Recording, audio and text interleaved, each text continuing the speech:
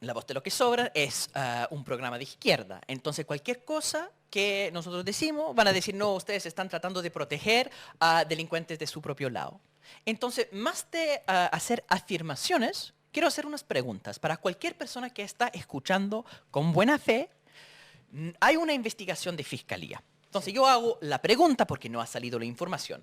Pero hay una investigación de fiscalía y además de la Contraloría. Sí. No, No, y también del MIMBU. Y además del MIMBU interior. No sé, 3 administrativo. investigaciones. Ya, entonces todas estas investigaciones, yo hago una pregunta. Cuando hablamos de corrupción o prácticas que no necesariamente ilegales, sino inmorales o reñidos con la ética, lo que sea.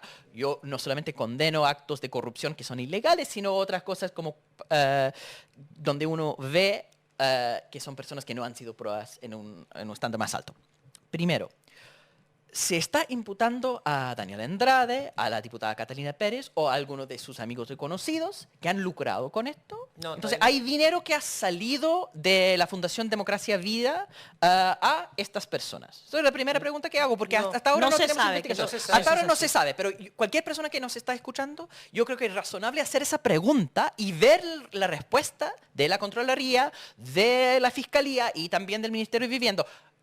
Hay personas que han tenido lucro o beneficio directo porque en sus cuentas corrientes personales hay dinero del Estado, dinero de todos nosotros, porque efectivamente ellos han tomado ese dinero. Primera pregunta que yo creo que es fundamental cuando hacen esas acusaciones. Para hablar de corrupción tiene que haber alguien que se está beneficiando de dinero del Estado y de todos nosotros, efectivamente. Entonces, ¿existe ese dinero que hemos perdido? Primera pregunta. Segunda pregunta, porque no es solamente dinero perdido por lucro directo. También, si el Estado contrata una fundación, eso de la tercerización que hacen con muchas diferentes fundaciones, todos. uno pregunta, esta fundación que tenía que hacer un trabajo vinculado con campamentos, ¿cierto? Con erradicación de campamentos, con una construcción, ¿lo estaba haciendo mal?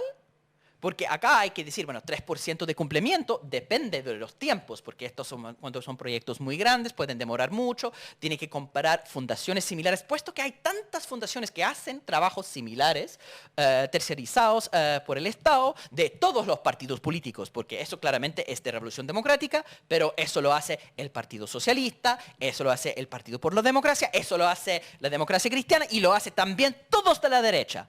Todo el tiempo, la cantidad de contratos que tienen todos estos partidos, todos del Frente Amplio, ¿cierto? De la Convergencia Social, de la Revolución Democrática, de la exconcertación desde el Partido Socialista al PPD, incluyendo toda la derecha. Todos hacen eso, todos tienen sus fundaciones y esas fundaciones cumplen trabajos del Estado. No es un acto reñido con la ética si no han hecho mal el trabajo. Entonces, la segunda pregunta que tengo, no estoy afirmando ni sí ni no. Si una persona es de buena fe, hacen esas dos preguntas. Primero, alguien, algún militante heredero, algún cercano, algún pariente, lo que sea, tiene en su cuenta corriente unos dineros que han sacado del gasto fiscal producto de esto, que han beneficiado por trabajo que no han hecho o algo así. Y dos, los trabajos que sí han hecho en Democracia Viva son trabajos malos en comparación con otras fundaciones que hacen ese tipo de cosas. Esas son las dos preguntas que hay que hacer. No tengo la información, he estado afuera, pero yo les pregunto realmente en toda la información que entrega la tercera, toda la información que entrega la segunda, ¿tienen la respuesta a eso? Lean ustedes lo que dicen los medios de comunicación, que son muchos adjetivos, muchos ataques, una vorágine de críticas y condenas, y ustedes hagan por favor esas dos preguntas.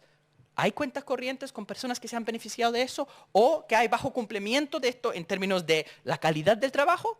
Y eso sería la base para una condena. A mí siempre me ha generado mucho rechazo el discurso de la superioridad moral.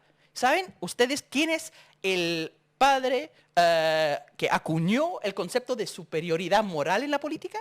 ¿No? Don Andrés Velasco, la nueva forma de hacer política. Y en realidad el que salió de la política chilena por ese famoso almuerzo de 20 millones. de 20 millones, que no limita el hecho que todas las veces preguntan la opinión de Andrés Velasco sobre política chilena y sobre lo que está ocurriendo en la economía, a pesar de que él prometió ser un político probo y todos los demás, y terminó en este acto reñido con la ética, porque la influencia de los grandes empresarios es un tremendo problema en la formación de buenas políticas públicas, y Andrés Velasco, que criticaba muchos proyectos, supuestamente bajo razones técnicas, que en realidad fueron proyectos que limitaban los privilegios de los empresarios, estaban recibiendo financiamiento de esos mismos empresarios.